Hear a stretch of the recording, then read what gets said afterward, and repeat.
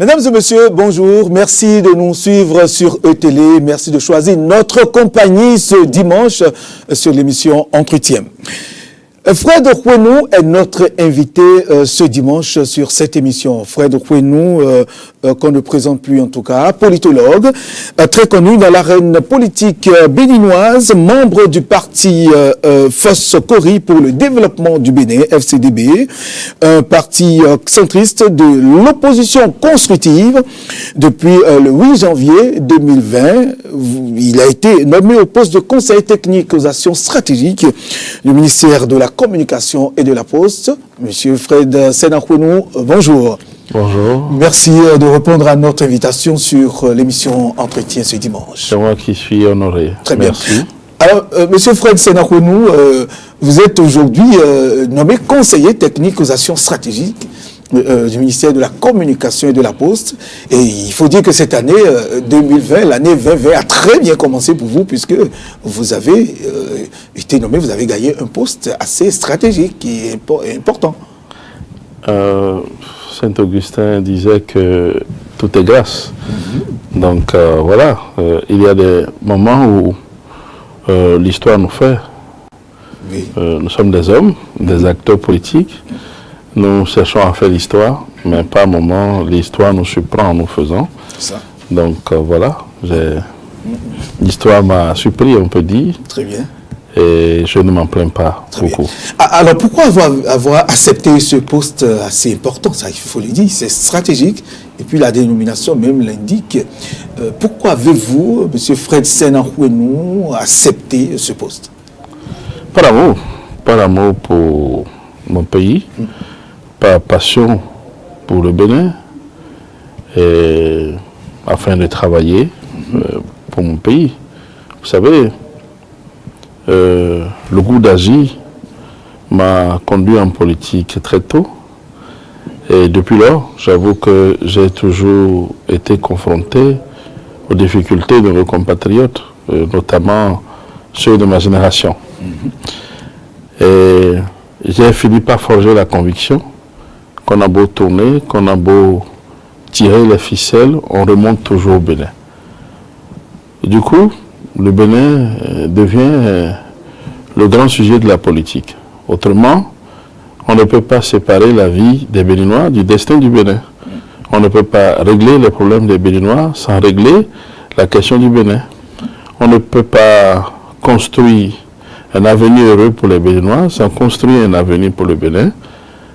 Et le Bénin demeure alors le dernier rempart derrière lequel on peut protéger les Béninois.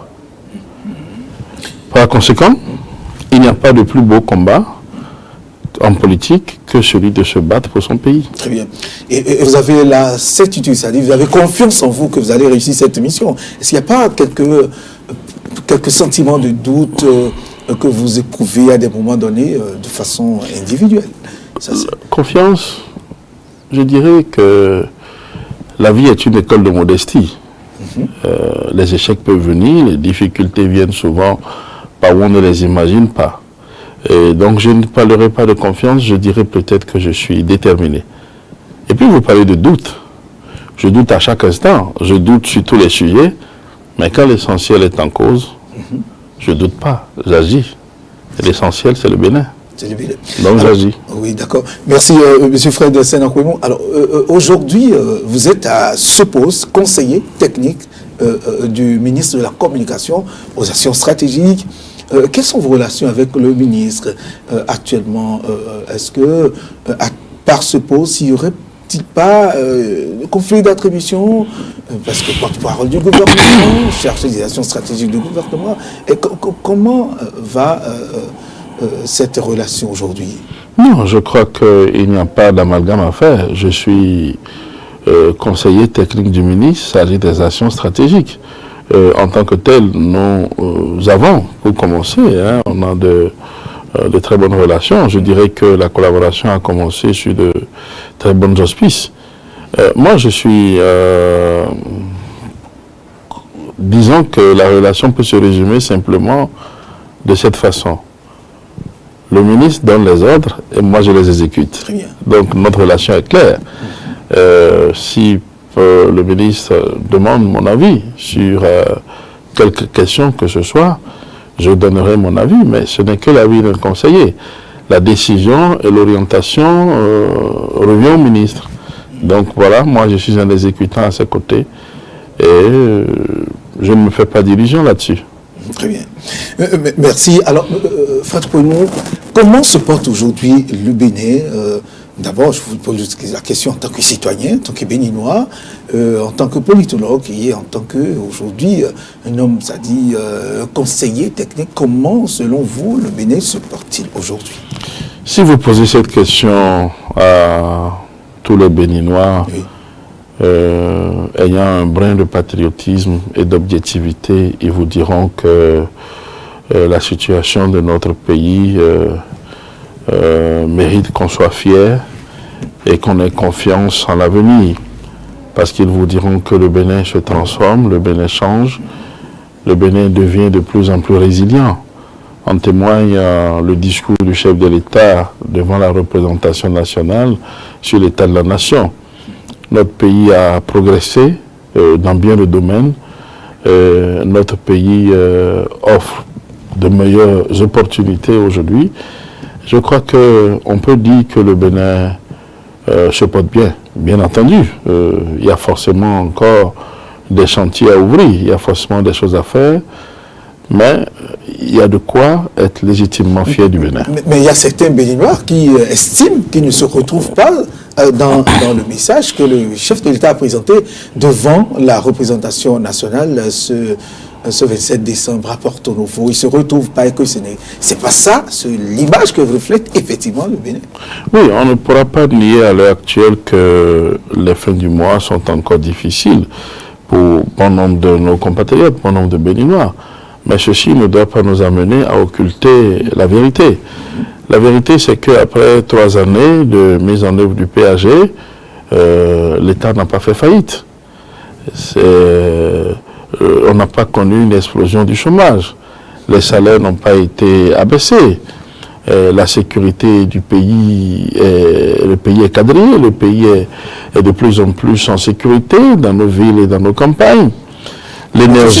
Ceci étant, monsieur Kwenou, le panier de la ménagère, le Béninois dira que, attention, il ne mange pas suffisamment à sa faim. Peut-être parfois, les 3 repas conseillés ne sont pas... Je voudrais d'abord que vous compreniez qu'il y a ces efforts qui ont été faits. L'énergie aujourd'hui est disponible pour l'industrialisation du Bénin et pour même que le peuple des métiers, le Béninois d'en bas, puisse en jouir. Non, ce que je voudrais vous dire, c'est que le Bénin n'a pas connu ce vent de désespoir qu'ont connu d'autres pays dont les frontières sont si proches des nôtres ou même si proches de nos cœurs.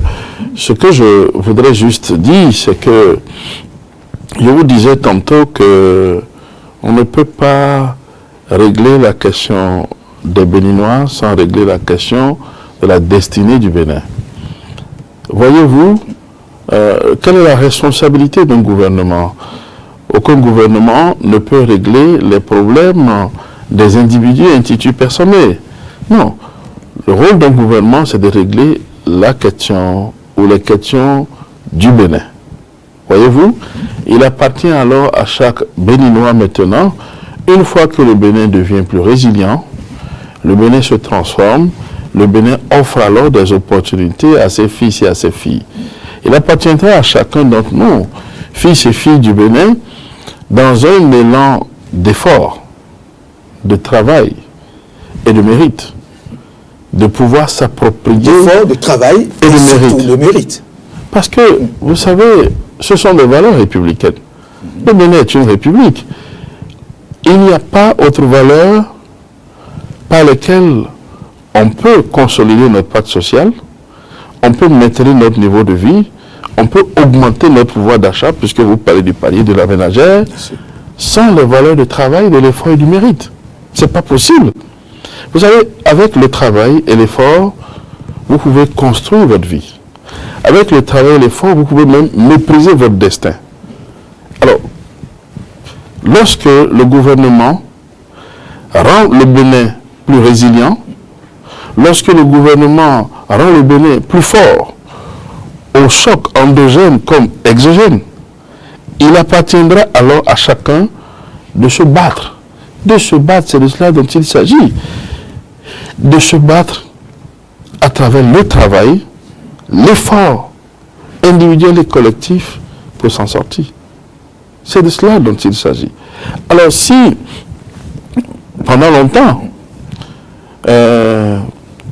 nous n'avons pas amené notre peuple à comprendre que le succès d'une nation repose sur les efforts et des gouvernants et des gouvernés, et que le développement de la nation repose sur ce que nos dirigeants font, à savoir accroître la résilience de notre pays,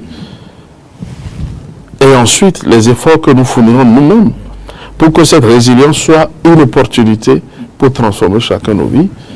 Il est vrai que nous serions encore à un stade où bon nombre de nos compatriotes diraient toujours « je ne sens pas encore dans l'amélioration de mes conditions de vie les efforts généreux du gouvernement en place ». Et pourtant, le gouvernement travaille. C'est comme on le dit chez nous, pour caricaturer, on dit que le singe transpire, pourtant les poils empêchent de voir. Sans effort, on ne peut pas. Comment pouvez-vous mépriser votre destin si vous ne posez pas les valeurs de travail? Quand on ne travaille pas, quand on ne fournit pas d'efforts, quand on ne cherche pas à mériter, comment on peut transformer sa vie? Il ne faut pas attendre que les alouettes nous tombent tout entier du ciel. Je ne dis pas que tout est rose. Je dis que les efforts qui sont faits fournissent déjà des opportunités. Et il faudrait que chacun de nous puisse saisir ces opportunités. Vous imaginez que bon nombre de Béninois, parce que ils n'ont peut-être pas voté pour le président actuel, parce que politiquement ils ne sont pas d'accord avec ce que le régime fait, et à cause de cela, ils ne cherchent pas à savoir qu'est-ce qui est fait pour le Bénin, quelles sont alors les opportunités que le Bénin peut leur offrir. Si vous ne connaissez pas les opportunités que votre pays peut vous donner, comment donc pourriez-vous vous en sortir? Le gouvernement ne travaille pas seulement pour les partisans du gouvernement. Le gouvernement travaille pour tous les Béninois, toutes tendances confondues. C'est pourquoi je vous disais que nous sommes dans une république. Le chef de l'État est élu au suffrage universel. Il est l'incarnation de la République. Il est président de la République. Il travaille pour tous les Béninois. Parce que le fait qu'il soit élu au suffrage universel le place au-dessus de tous les partis politiques. De tous les syndicats. Et à partir de cet instant, qu'on l'aime ou qu'on ne l'aime pas, on doit pouvoir apprécier de façon objective son travail, parce qu'on sait que c'est son travail qui offre des opportunités pour que chacun de nous puisse nous en sortir. Et le travail est fait sur le plan de la sécurité, sur le plan de la transformation structurelle aujourd'hui de notre économie. Très bien, M. Fredo, nous allons y revenir dans le développement du PAG, parce que ça fait 3 ans, mais je reviens au-delà du tout. Le Bénin, c'est si beau le tableau que vous venez de présenter, mais le Bénin a perdu quelques places dans la présentation du rapport présenté par Economist Intelligence United.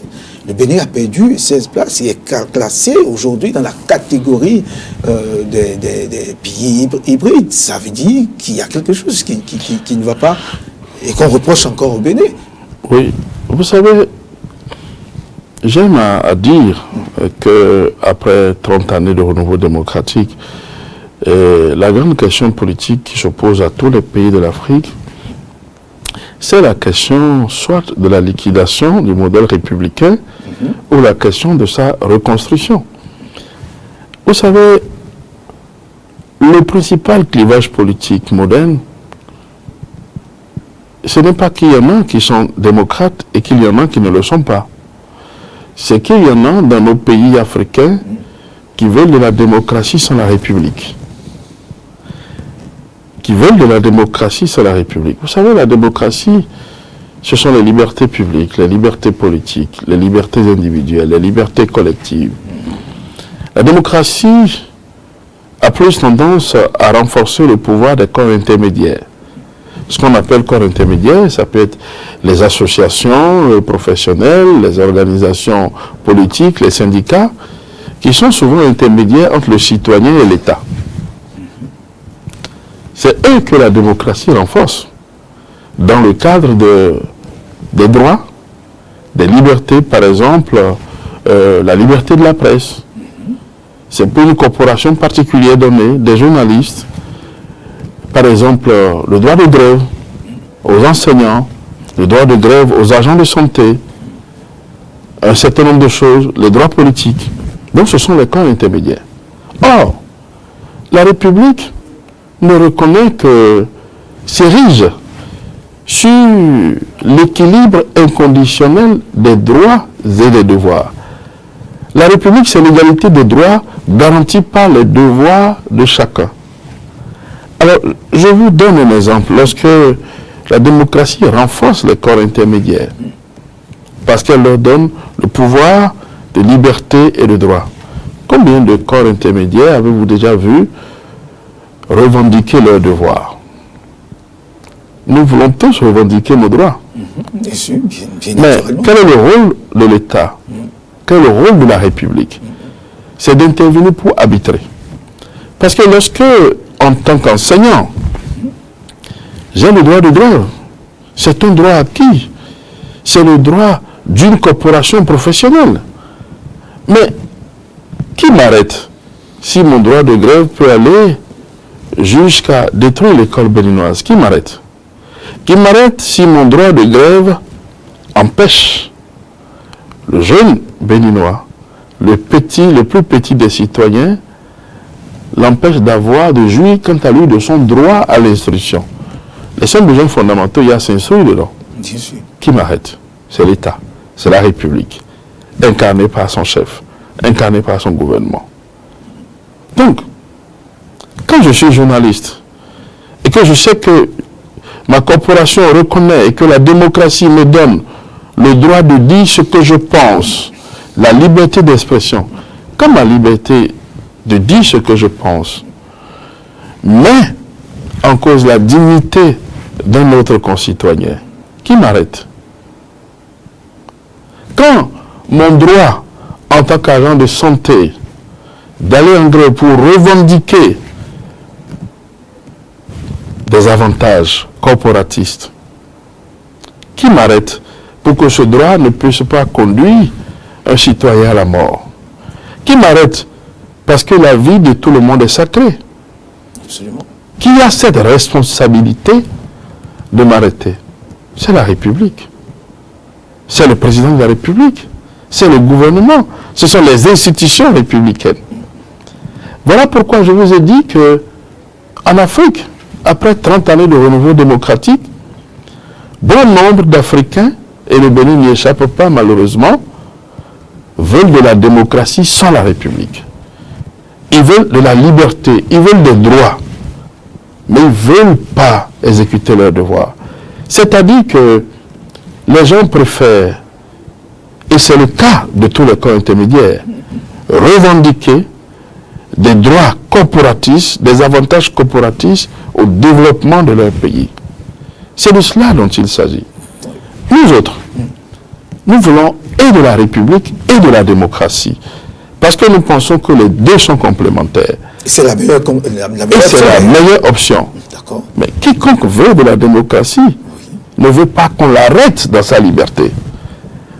Ne veut pas qu'on l'arrête dans cette... Et vous, des mémoires de journalistes, avez-vous jamais vu dans notre pays des manifestations organisées, des colloques, des forats, des échanges, même des marches pour dire voici notre devoir vis-à-vis de la République, vis-à-vis de la nation? Avez-vous jamais vu ça? Vous ne verrez pas. Mais et Rousseau nous a dit, il dit, nous appelons liberté la stricte obéissance à la loi que nous nous sommes prescrites. La loi est républicaine. Très bien. Donc si on dit que notre pays recule, oui, Eh bien oui, cela provient du renforcement du modèle républicain, d'un État fort, d'un État qui a de l'autorité, comme nous a dit Barack Obama. L'Afrique n'a pas besoin d'hommes forts, mais l'Afrique a besoin d'institutions fortes. Les institutions sont des institutions républicaines qui sont là pour arbitrer entre deux citoyens. Faisons attention. Et donc rien nous va obliger, en tout cas d'ici quelques années, que le Bénin remonte et occupe des places réconfortantes. Bien entendu. Très bien, très bien. Alors, nous allons à présent, monsieur Fred Senakouenou, aborder le programme d'action du gouvernement, le PAG. Ça fait 3 ans que ce programme a été lancé et ça fait son bonhomme de chemin. Monsieur Fred Senakouenou, et quel regard avez-vous sur ce programme d'action du gouvernement, le niveau d'exécution des travaux? Quelle appréhension avez-vous? Écoutez, j'apprécie comme tous les Béninois. Oui. Je vois les efforts qui sont faits dans presque tous les domaines, dans presque tous les secteurs de la vie socio-économique et même politique de notre pays. Le visage de notre pays est en train de changer, sur le plan des infrastructures par exemple, sur le plan de la maîtrise du déficit énergétique, sur le plan de la sécurité dans nos villes et dans nos campagnes. Vous savez, il n'y a pas de république sans la paix, s'il n'y a pas la sécurité. Ce n'est pas possible. J'ai vu que beaucoup d'efforts ont été engagés. Oui, mais parlons de la sécurité, ces derniers temps, Fred Senakouenou, c'est vrai qu'un peu vers la fin de l'année 2019, il y a eu de l'accalmie, on n'a pas constaté assez de cas de braquage, mais au début d'année, il y a eu plusieurs cas de braquage répétés sur l'ensemble du pays. Est-ce que c'est la maîtrise, on n'a plus la maîtrise? Vous savez, les données les grands combats sociaux se gagnent sur la distance. Et que chaque jour, ceux qui ont de mauvaises intentions rivalisent toujours d'intelligence pour s'extraire des dispositifs sécuritaires. Ces quelques cas isolés ne viennent pas remettre en cause les efforts qui sont fournis depuis des années. Ces cas viennent nous montrer que nous avons encore des efforts à faire et que nos forces de sécurité, de défense, de maintien de l'ordre doivent toujours être de plus en plus vigilants. Et que si besoin en était encore, nous devons continuer d'investir dans notre sécurité parce qu'il n'y a pas d'État sans sécurité. C'est la première des choses. Il faut que les Béninoises et les Béninois vaquent à leurs occupations avec quiétude. Vous savez, la question la plus difficile pour un chef d'État, c'est de pouvoir dire à ses compatriotes « dormez en paix » et qu'ils dorment véritablement en paix. Ceux qui dirigent l'État savent quelle est leur responsabilité. Vous savez, être un chef d'État, c'est être le dernier des recours pour tous les compatriotes. Lorsqu'ils ont épuisé tous les recours, c'est sur vous qu'ils se retournent. Dans tous les domaines de leur vie. Ils ont besoin de sécurité, ils ont besoin d'énergie chez eux, ils ont besoin d'eau chez eux, ils ont besoin de pouvoir manger à leur faim. C'est à vous qu'ils font recours. Quand ça ne va pas, c'est vers vous qu'ils se retournent. Alors à partir de cet instant, on peut comprendre tous les efforts. Personne ne peut être à ce niveau de responsabilité sans s'engager pour son pays. Et les efforts sont là. Il peut y avoir des choses à dire. On peut ne pas toujours être d'accord parce que quand vous prenez deux individus, ils ont différentes approches sur les mêmes préoccupations. C'est toujours des questions d'approche. Mais le résultat est le même. Je voudrais que nos compatriotes sachent que nos votes en toutes circonstances peuvent être différents. Mais nos espoirs sont les mêmes. C'est celui de faire de notre pays une grande et belle nation qui résiste. Une grande et belle nation qui tient sa place dans le Conseil des Nations. Une nation qui soit indépendante et souveraine, qui existe par elle-même. Cela nécessite beaucoup d'efforts. On n'arrive pas à ce niveau sans effort ni sacrifice. Et pendant longtemps dans notre pays, nous avons cru qu'il nous était possible de nous abstenir des efforts que fournissaient les autres peuples pour atteindre leur niveau. On ne peut pas continuer comme ça. Des efforts sont faits, vous avez dit que beaucoup ne voient pas. C'est parce que nous sommes encore entre deux mondes. Un monde ancien qui a du mal à mourir. Un monde nouveau qui a du mal à naître. Simplement parce que les efforts pour que ça change, même si ils sont partagés de tous, ne sont pas encore acceptés de tous. Vous comprenez? Du fait de la volonté du gouvernement, tous nous contribuons aux efforts pour que cela change. Mais tous n'acceptons pas encore les efforts que nous fournissons, de manière à ce que nous refusions de voir ce qui est fait. Or, c'est en voyant, en regardant ce qui est fait, que nous pourrons, par l'effort et le travail individuel, en profiter chacun pour construire la vie qui est la nôtre. Très bien. Alors, Fred Kouenou, nous allons parler du projet asphaltage, parce que c'est là quand même visible pour le peuple béninois. Quelle est, votre conception, en tout cas votre regard que vous projetez sur tout ce qui est en train d'être fait sur l'ensemble du pays, puisque nous sommes là encore à la première phase? Écoutez, cela participe de l'embellissement de notre ville, cela participe de la transformation du visage de nos grandes villes et de notre pays. Est-ce que vous savez que tout ce qui est fait au niveau de l'asphaltage est financé sur le budget national? C'est-à-dire, tout ce qui est fait là est financé sur le budget national au niveau de l'asphaltage.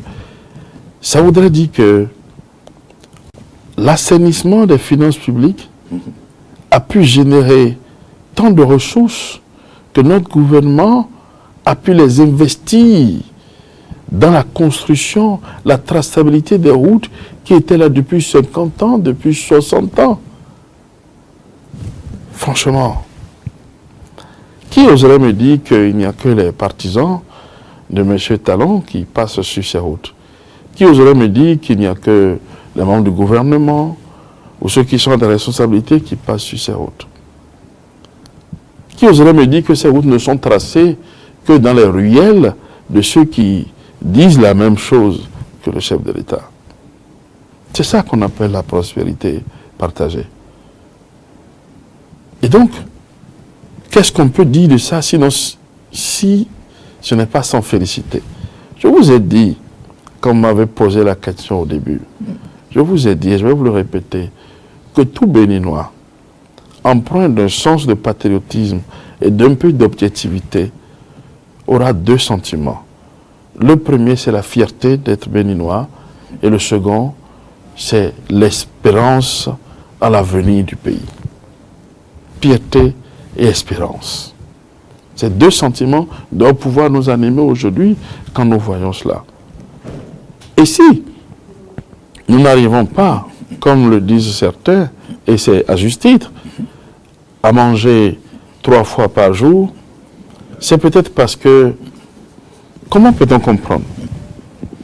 Avec une production agricole de culture vivrière excédentaire, comment peut-on comprendre que les Béninois disent qu'ils n'arrivent pas à manger à leur faim?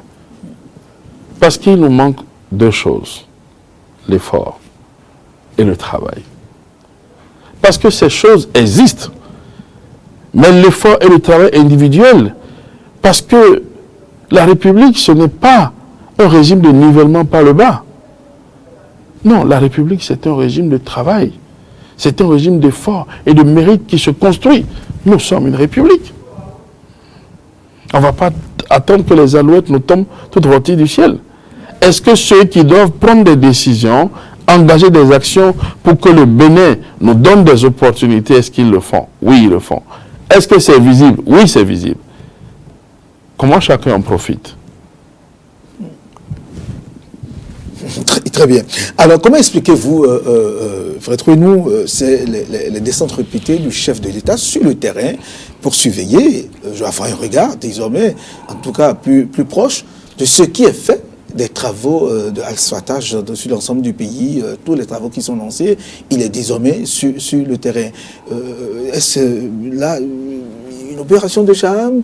Est-ce que c'est du populisme? Qu'est-ce qui explique ces descentes répétées? Parce que là, veut-il se sentir plus proche de la population désormais ou quoi? Monsieur Moussa, Oui. quelle est la responsabilité d'un chef d'État? Ce n'est pas certainement s'asseoir derrière son bureau et aligner les statistiques macroéconomiques. Le chef d'État est l'élu de la nation. Bien sûr. Les Béninois lui ont fait confiance. C'est un honneur. Et cet honneur ne lui crée que des devoirs. Et le premier devoir, c'est celui du dévouement. Le dévouement dans tout ce qu'il a entrepris au nom et pour le compte des Béninois. Le dévouement d'aller constater lui-même. Parce que le second devoir, que l'honneur que les Béninois lui ont fait en le portant à la tête de leur pays pour 5 ans, c'est le devoir de reddition de comptes. Il est le seul responsable devant les Béninois. Et dans quelques mois, il sera appelé à leur rendre compte.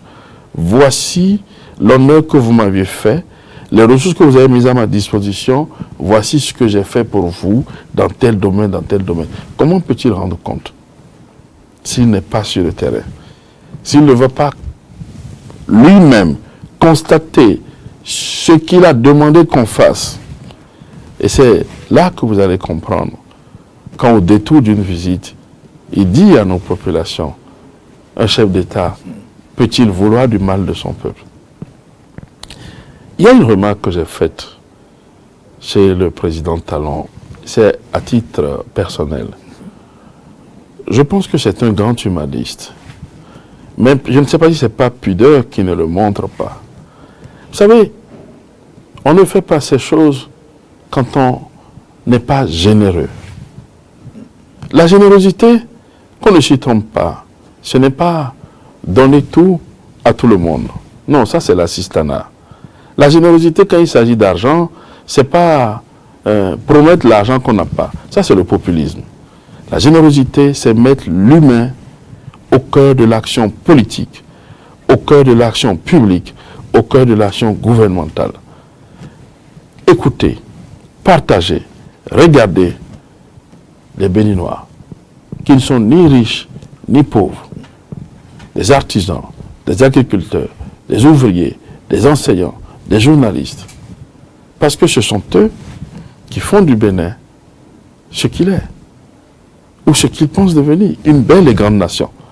Et il faut avoir de la générosité pour descendre au contact de ces populations. Ça a été reproché à certains dans un passé récent. Et le gouvernement même, en tout cas, le président même a signifié qu'il ne ferait pas du populisme. Est-ce que ce n'est pas... Le populisme, c'est quand vous promettez ce que vous ne pourrez pas faire. Très bien. Pour attirer la sympathie des gens. Le populisme, c'est quand vous promettez ce que vous n'avez pas pour susciter le regard des gens vers vous. Moi, je vous parle alors d'humanisme et de générosité. Vous savez, notre pays a connu plusieurs présidents, surtout depuis l'ère du renouveau démocratique. Moi, j'ai connu le président Kérékou, j'ai connu le président Yayi, je vois le président Talon. Le président Soglo, j'étais relativement jeune. Mais je connais des gens qui ont été proches, très proches, du président Soglo, Kérékou et Yayi. Très proches. Si ceux-là veulent vous parler de ces chefs d'État, en tout cas ceux qui veulent en dire du bien, ils vous diront par exemple du président Soglo qu'il est un homme extrêmement cultivé. Ceux qui veulent dire du bien du président Kérékou vous diront c'est un stratège politique et peut-être même militaire. Ceux qui veulent vous parler du président Yayi vous diront c'est un homme du peuple. C'est un homme qui aime être entouré du peuple et qui aime sentir la chaleur du peuple. Tous les Béninois qui voudront vous parler de Patrice Talon de manière objective vous diront c'est un homme qui est courageux. Le courage de réformer au risque de l'impopularité. Le courage de prendre une décision et de s'y tenir. Le courage de dire la vérité et de s'y conformer. Le courage de se séparer de ceux qui veulent brader les atouts du pays. Et ça, c'est tous les Béninois qui vous diront ça, parce qu'ils n'ont jamais vu ce courage. Vous croyez qu'un homme qui réforme, au risque de son impopularité, vous croyez qu'on peut dire qu'il est populiste? Non. Quand cet homme sort, va vérifier les chantiers et va au contact des populations, sachez que ce qui s'exprime là, c'est son humanité, c'est sa générosité qu'il ne faut jamais confondre avec le populisme. Et quelles sont aujourd'hui les valeurs dont le Bénin a besoin, les valeurs que doit porter son commandant en chef? Ce sont des valeurs de courage et de générosité et des valeurs de rassembleur. Rassembler sur une seule base, pas sur la base ethnique, régionaliste, pas sur la base de la conviction ou de l'appartenance à une idéologie politique, mais simplement sur la base de l'équilibre entre les droits et les devoirs. Voilà ce que j'ai lu chez le président Talon. Rassembler les Béninois sur la base de l'équilibre des droits et des devoirs. C'est pourquoi il a dit dans un de ses discours, je travaillerai, je le cite, peut-être pas dans l'ordre, mais je le cite, il dit, je travaillerai pour que chaque Béninois ait le droit de dire ce qu'il pense, mais de façon à être responsable de ses actes. C'est ça l'équilibre entre les droits et les devoirs. Et c'est ça la République. Très bien. Merci, Fred Renou. Vous savez, il y a la semaine dernière, mercredi dernier, le dernier Conseil des ministres a convoqué le corps électoral pour les élections locales et communales dimanche 17 mai prochain, 4 mois avant. D'aucuns ont estimé, se pose la question de savoir, mais pourquoi cette précipitation? Est-ce qu'il n'y a pas cet empressement du gouvernement à convoquer le corps électoral?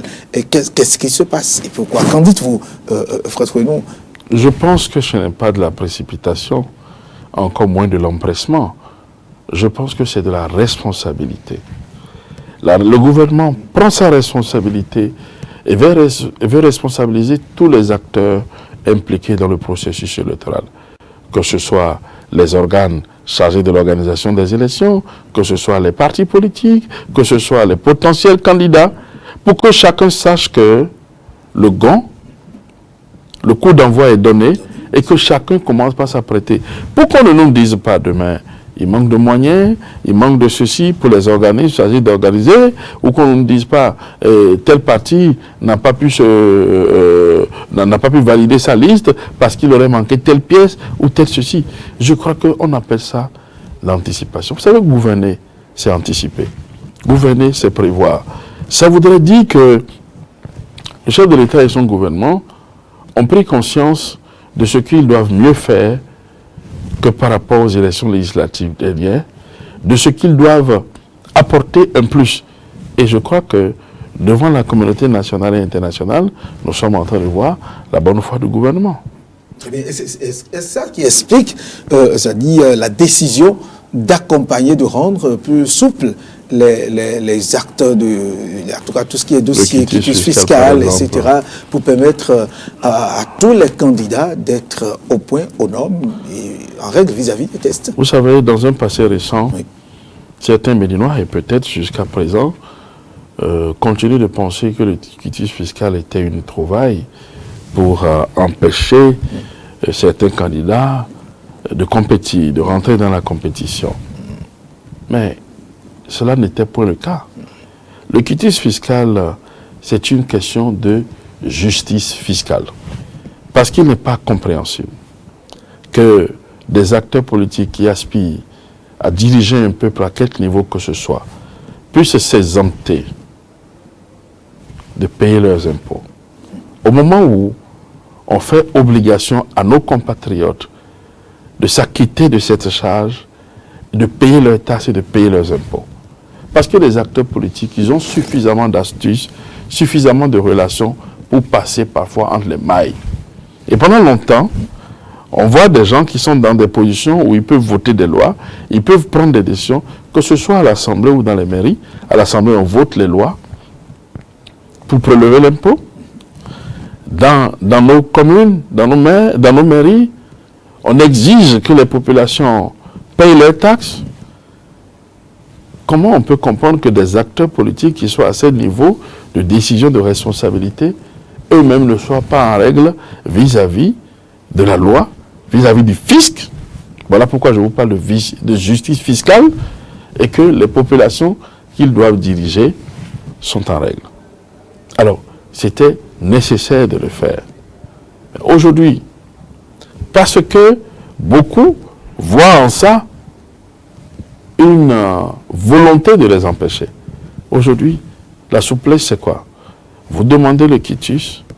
L'obtention de votre quitus n'est pas subordonnée forcément au paiement de vos redevances au niveau des impôts. Vous pourrez l'avoir pour que ça ne soit plus une pièce qui vous empêche, mais vous êtes tenu de payer. Absolument. Avant peut-être la fin de l'exercice fiscal. Parce que vous savez, la République, c'est aussi l'égalité devant les charges publiques. La République, c'est l'égalité devant les charges. En tant que dirigeant et en tant que gouverné, nous sommes tous égaux devant les charges publiques.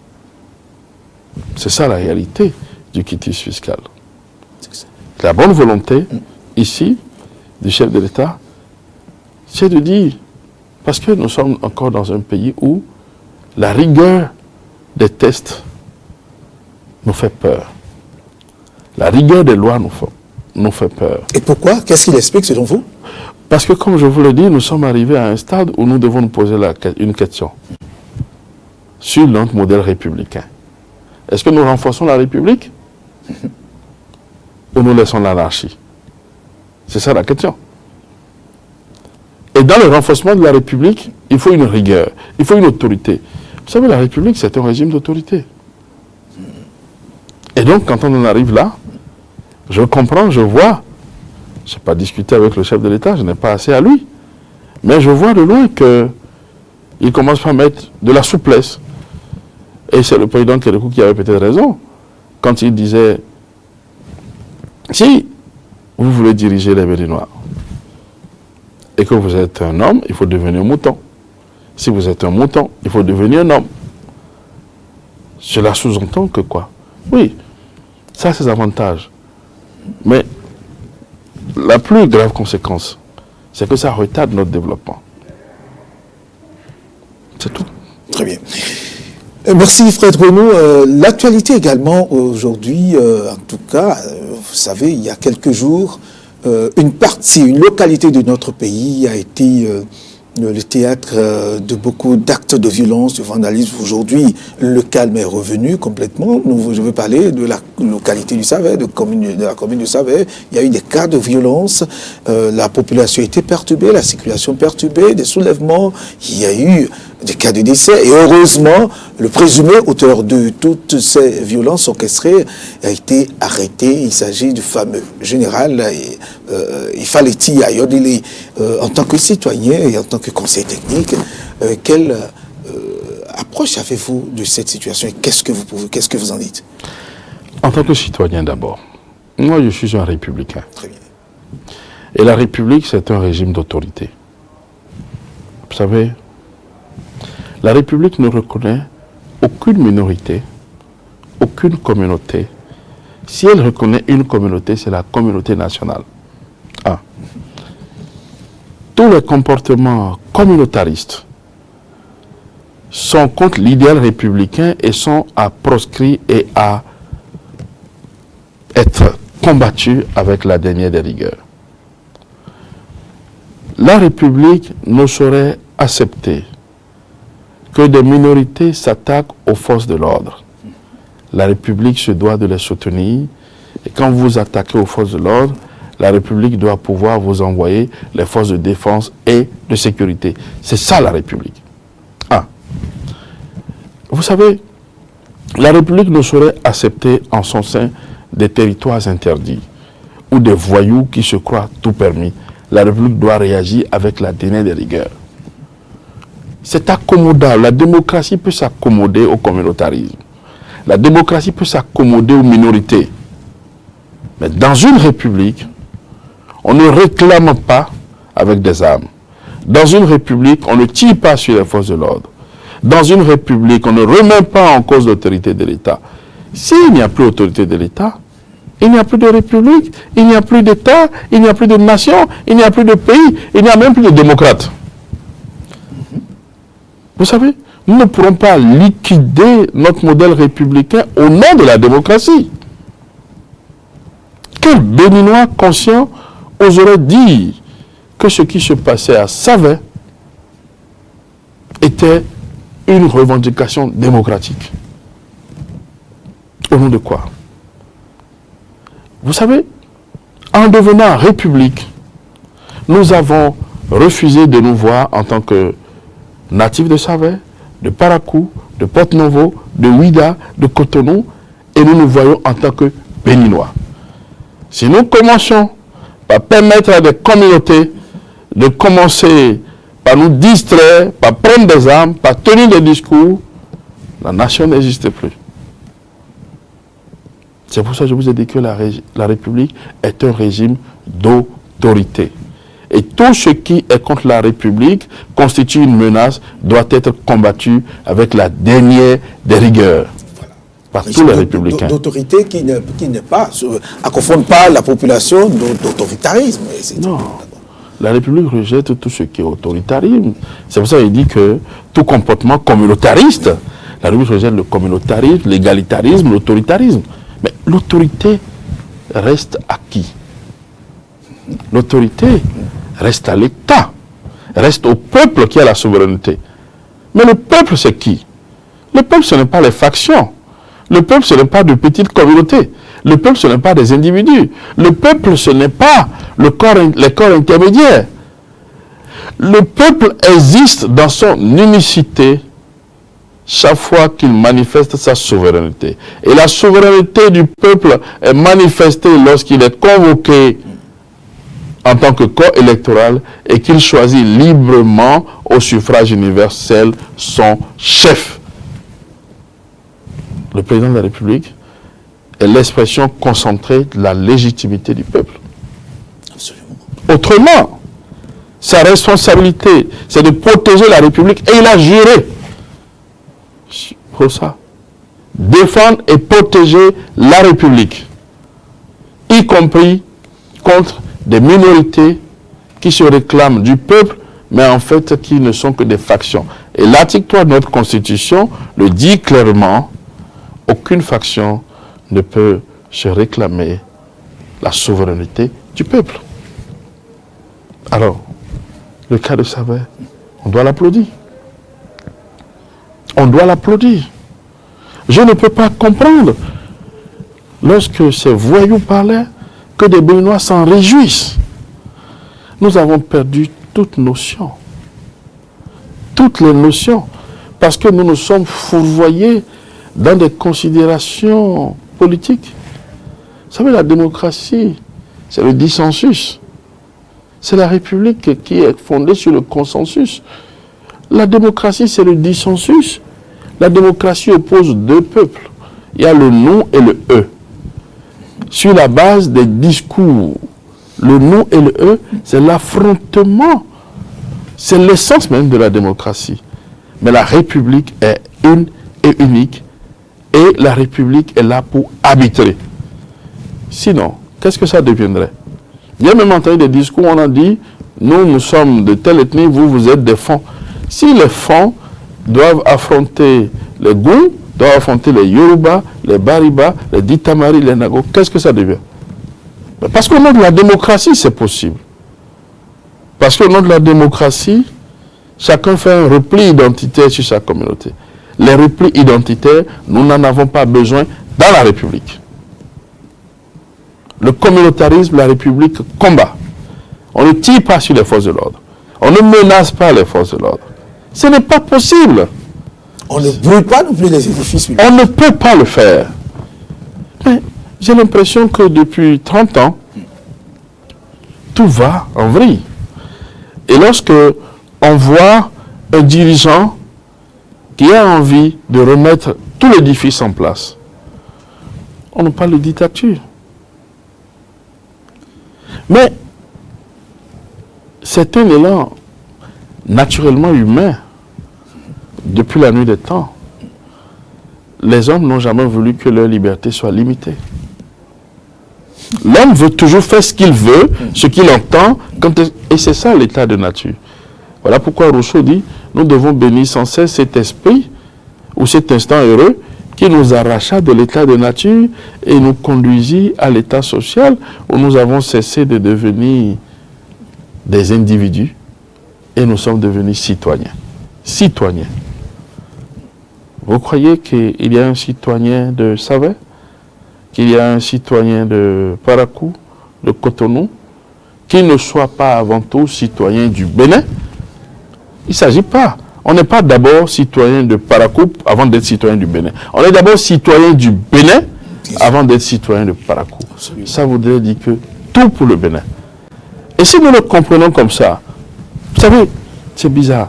Nous sommes un pays qui a dans son histoire une tradition de violence politique. Nous sommes toujours prêts à nous affronter, à nous déchirer, à nous malmener depuis notre histoire.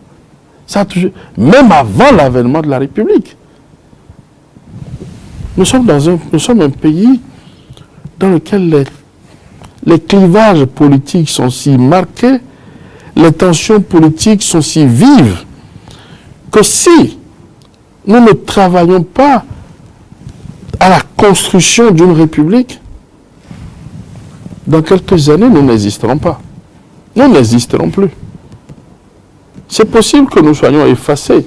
Parce que quand, au moins de difficultés, nous sommes prêts à faire intervenir des forces extérieures dont nous ne maîtrisons même pas, à l'ère du terrorisme international, toute la complexité de leur visage. Et nous ne maîtrisons, parce que nous ne pesons pas davantage dans la géopolitique et la géoéconomie, nous ne maîtrisons pas que parfois ces forces sont là, sont plus destructrices pour nous-mêmes. Si nous n'avons pas un régime fort qui veut donner l'indépendance et la souveraineté à notre peuple, nous allons disparaître. Une parenthèse, j'ai été à Uri quand j'apprends que des Béninois proposent même que nous devenions vassals de nos voisins.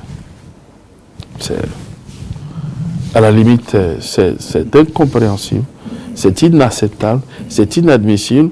Je me suis étonné que ceux qui ont proposé ça n'aient pas encore été interpellés, parce qu'on dit que le territoire du Bénin est un et indivisible et le Bénin est un peuple, c'est un pays souverain. Donc quand des gens commencent par avoir des idées comme ça, je crois qu'il faut les appeler pour dire, avons-nous bien compris ce que vous dites, ou expliquez-nous, de manière à ce que ça soit clair dans la tête et dans l'esprit de tout le monde. Très bien. Merci pour ces explications, M. Fred Sénan-Houenou. Alors, il y a l'actualité également. Vous savez, la semaine dernière, le président de la République a installé le Conseil national de l'éducation. Un conseil national composé d'éminentes personnalités du monde éducatif, en activité comme à la retraite. Est-ce que aujourd'hui, vous pensez que le président de la République ouvre désormais les portes, en installant donc ce conseil, les portes d'une nouvelle aube, d'une aube nouvelle pour l'école béninoise? Est-ce que le CNE, tel que présenté aujourd'hui, doit forcément, bien sûr, apportera la thérapie qu'il faut au système éducatif béninois? Je ne doute pas un seul instant. Vous savez, je vous ai dit tout à l'heure que la République est un régime d'autorité. La République est aussi un régime d'exigence. Et l'école de la République doit être une école de l'exigence. Et c'est ce que le chef de l'État a compris, et c'est ce qu'il veut démontrer à travers la mise sur pied de ce CNE. Vous savez, l'école de la République doit être cette école qui puisse dire à l'instituteur, vous êtes l'auxiliaire. À certains égards, vous êtes le suppléant du père de famille. Donc, parlez à son enfant comme vous auriez voulu qu'il parlât au vôtre, avec force, avec autorité quand c'est nécessaire, avec aussi tempérance quand c'est aussi nécessaire. Une école qui puisse dire au professeur où est sa place et à l'élève où est la sienne. Une école qui ne promette pas 80% au baccalauréat, et qui commence par baisser le niveau d'exigence jusqu'à atteindre ce résultat. Une école qui enfin réconcilie les Béninois avec la science, avec la raison, avec le progrès. Parce que tourner dos, comme nous l'avions fait jusqu'à maintenant, aux recherches, au progrès, à l'université, c'est se condamner nous-mêmes à ne pas exister ou à disparaître dans le monde qui est le nôtre, qui est celui de la concurrence. Si l'école béninoise n'est pas en mesure de faire tout ce que je viens de dire, alors elle n'est pas une école de développement. Et en mettant sur pied le CNE, le chef de l'État veut que maintenant notre école, non seulement qu'elle soit républicaine, qu'elle soit moderne, mais qu'elle soit une école de développement. Je vous ai parlé de l'instituteur, du professeur, et je vous ai parlé de la raison, de la science et du progrès. Des chercheurs. Comment est-ce que nous pouvons nous développer si notre école continue d'être politisée? Si l'affectation des enseignants se fait encore par la politique? Comment pouvons-nous, si nous ne contrôlons pas ce qui est enseigné par l'enseignant, si nous ne connaissons pas son niveau à nos enfants, comment pouvons-nous le faire? Et je crois que la trouvaille des personnalités qui forment ce Conseil national, quand on connaît la nature sélective du chef de l'État et le travail qui a été fait de longue haleine, débarrassé de tout calcul politicien, donne augure des lendemains heureux pour notre école. L'école de l'exigence, c'est l'école de la République. Et puis, très bien, le président du comité d'organisation, d'installation de ce comité, le ministre d'État, secrétaire général de la présidence, Pascal Yureni-Koupaki, l'a bien signifié au cours de cette cérémonie.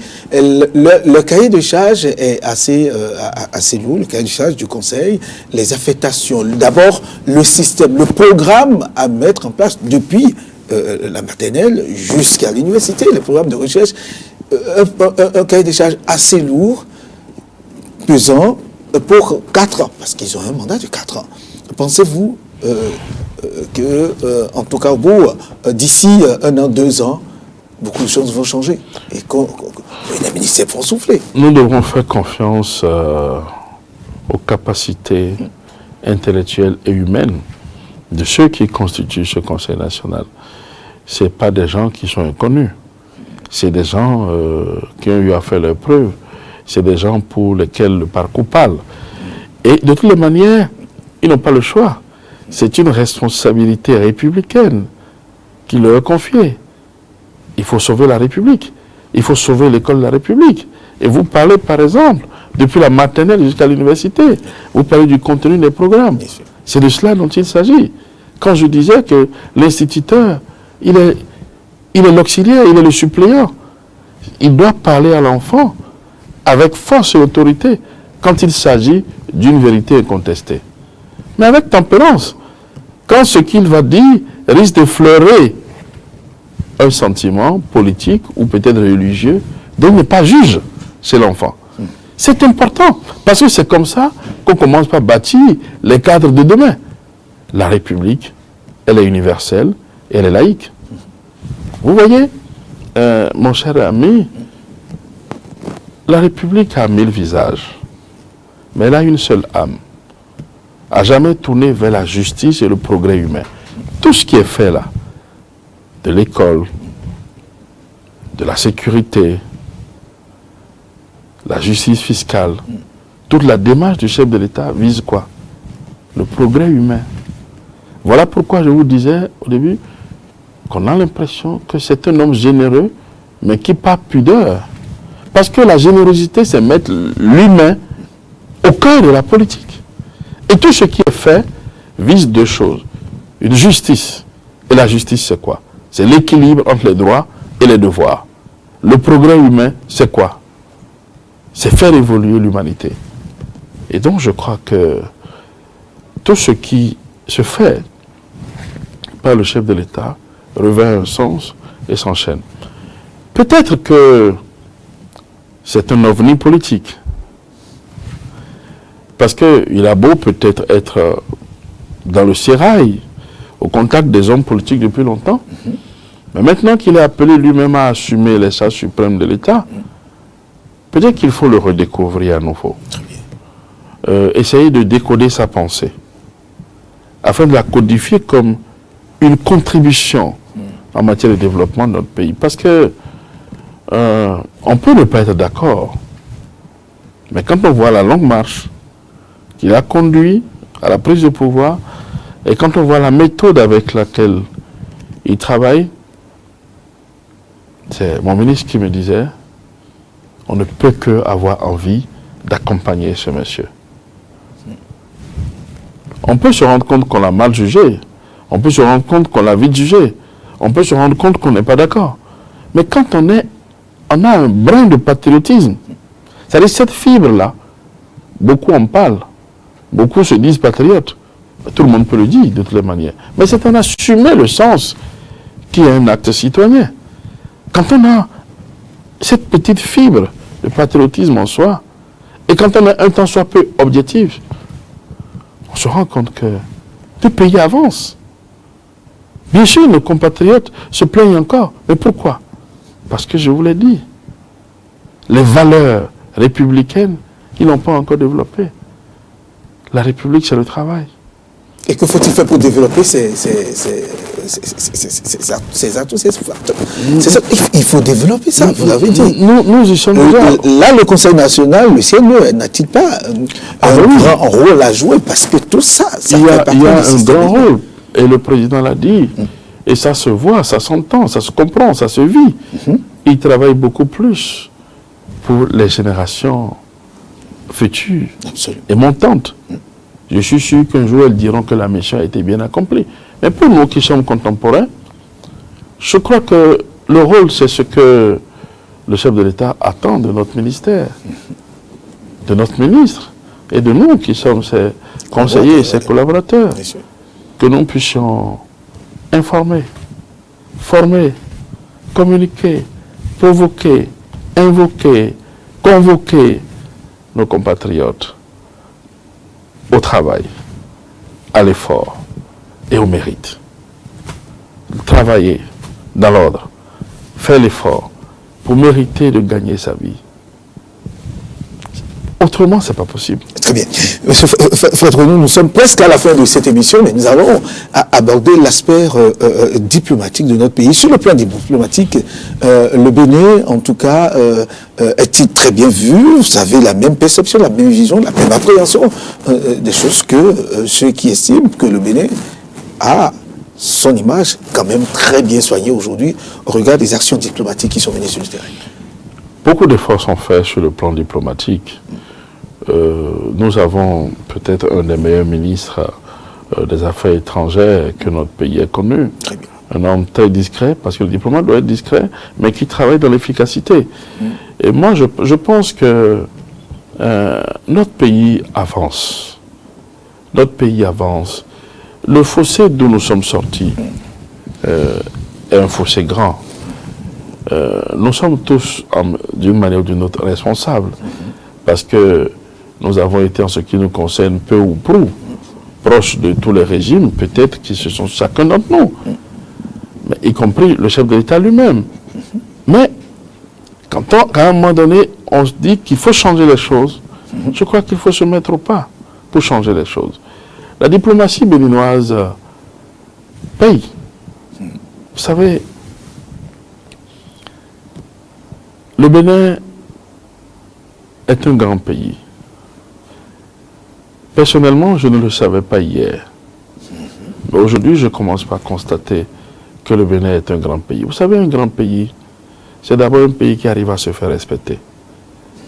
C'est d'abord un pays qui compte sur ses propres forces. C'est un pays qui est dynamique. Les gens nous visitent de plus en plus. Nous aussi, nous allons chez les autres. Là où il faut vraiment aller. Là où il faut vraiment aller. Et ça donne des retombées. Mais vous pensez quelle est notre capacité interne de mobilisation? de nos ressources pour notre développement. Si notre diplomatie ne fonctionnait pas, si nous ne sommes pas un pays crédible aux yeux de nos partenaires multilatéraux et bilatéraux, vous pensez que nous aurions les ressources pour financer notre développement? Vous pensez que nous aurions suffisamment de ressources à consacrer à d'autres secteurs au point que nos propres ressources, nous puissions les utiliser pour asphalter nos rues, par exemple? Voilà. Parce que l'argent ne descend pas du ciel. Non. Si vous n'êtes pas crédible, on ne vous aide pas, on ne vous fréquente pas, on ne vous accompagne pas. Je crois que le Bénin est sur la bonne voie. Je ne le dis pas pour que nos dirigeants à divers niveaux dorment sur leur laurier. Je le dis pour qu'ils puissent conduire le Bénin jusqu'à bon port. Je sais que les Béninois veulent que leur pays change. Les Béninois veulent assister à la transformation de leur pays. Les Béninois authentiques ne craignent pas l'effort. Ils sont prêts. Ils veulent simplement comprendre. Ils aspirent à comprendre, à savoir, pour se déterminer. Et c'est le rôle qui est le nôtre, aux côtés du ministre de la Communication, et nous allons expliquer aux Béninois. Nous allons leur donner des raisons d'espérer. Et cette raison d'espérer, Transparency l'a affirmé, puisque dans le domaine de la lutte contre la corruption, le Bénin a gagné ces 2 places. Alors, voyez-vous, oui. La corruption, c'est une gangrène pour le développement de tout pays. C'est ça. Et lorsque le chef de l'État a engagé cette lutte implacable, beaucoup ont tout fait de taxer d'une lutte sélective. Mais ça paye le prix. Aujourd'hui, figurez-vous que le Bénin n'est plus un sanctuaire confortable pour ceux qui sont corrompus ou corrupteurs. Vous ne pourrez pas. Ça, c'est la rigueur. Mais quand des gens, parce qu'ils doivent répondre des actes de corruption, et parce qu'ils doivent se soustraire à la justice, disent, nous sommes menacés dans notre pays, des organismes peuvent dire la démocratie est menacée. Mais en bas, ils ne savent pas que c'est une lutte implacable contre la corruption. Je connais des Béninois qui sont à l'extérieur, qui ont des problèmes, ou s'ils étaient ici, qui auraient des problèmes avec la justice, mais qui disent qu'ils sont à l'extérieur à cause de leur liberté d'expression. Bon, mais vous leur demandez de rentrer, ils vous diront d'abord, prenez des lois pour dire que si nous rentrons, nous ne passerons pas devant la justice. Mais vous ne leur dites pas, passez devant la justice pour vos opinions. Ils veulent qu'on dise que on ne regardera pas dans ce qu'ils ont eu à gérer par le passé. Il faut que nos compatriotes comprennent que pendant longtemps, nous nous sommes abstenus des efforts pour sortir notre pays. Maintenant, nous n'avons pas le choix. C'est une question de survie nationale. Soit nous le faisons, ou nous disparaissons. Soit nous le faisons, ou nous disparaissons en tant que peuple. Des pays ont déjà disparu. Leur nom existe, mais ils ont disparu. Je ne vais pas citer de pays, mais allez un peu. Il y en a 1 ou 2 en Afrique. Il y a aussi 1 ou 2 en Europe. Ces pays ont disparu. N'existent plus. Il n'y a plus rien. Plus d'infrastructures, plus rien. La corruption, il n'y a plus rien. Ces pays, je pense à un pays qui a une grande histoire avec l'Afrique. Ça n'existe plus comme pays. Pourquoi? Comment ils en sont arrivés là? Parce qu'ils ont laissé faire. Parce que quand on laisse faire, il n'y a plus rien. Et regardez, beaucoup de pays en Afrique aujourd'hui voient leurs enfants quitter, partir. Parce que le pays pour eux n'est plus synonyme d'avenir. Et moi j'ai accepté cette nomination en partie parce que j'ai vu que la volonté du chef de l'État, c'est de tout faire pour que demain nos enfants ne soient pas obligés de partir. De tout faire. À la jeunesse. Oui, de tout faire. Parce que je l'ai suivi. Pour que nos enfants ne soient pas obligés de quitter. Quitter parce que le Bénin ne sera plus synonyme d'avenir. Parce que le Bénin ne serait plus source d'opportunité pour eux. Devant ça, qu'est-ce que vous faites? Moi, je ne suis plus jeune, vous savez. La jeunesse, on dit que c'est 35 ans. J'ai dépassé ce cap de 35 ans. Donc, je suis plus jeune. Je fais des enfants. Si je ne fais rien pour eux, demain, quand moi je ne serai plus, eux, que vont-ils devenir? Parce que les conditions dans lesquelles notre génération est en train de grandir sont des conditions extrêmement difficiles. Vous savez, pour qu'un jour, on ne vive pas le déclassement. Ce qu'on appelle le déclassement, c'est que lorsque des générations comme la mienne disent « nos parents ont vécu mieux que nous », et ils disent « nos enfants vivront pire que nous ». Ça, c'est le déclassement. Ça, c'est un pays qui est déclassé. Si une génération peut dire « hier, nos parents étaient mieux que nous, mais attention, demain, nos enfants risquent de vivre pire que nous », le pays est en train d'être déclassé.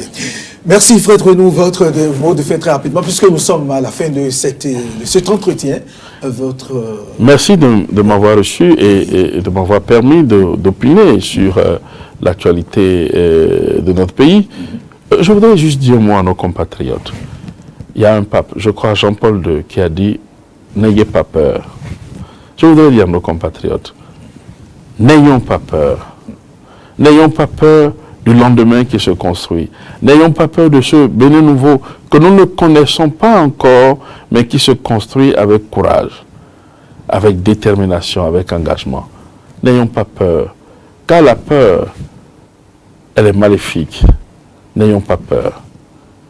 Bon dimanche chez vous. Merci. Merci à vous, Fred Sena-Huenou. Je rappelle que vous êtes politologue, aujourd'hui conseiller technique aux actions stratégiques du ministre de la Communication et de la Poste. C'est avec vous que nous avons tenu ce temps, ces moments sur ETélé ce dimanche, l'entretien. C'est avec plaisir que nous vous avons écouté. Merci. Pour tous ces enseignements. Merci à vous, chers téléspectateurs. Merci de nous avoir suivis. À dimanche prochain pour la suite.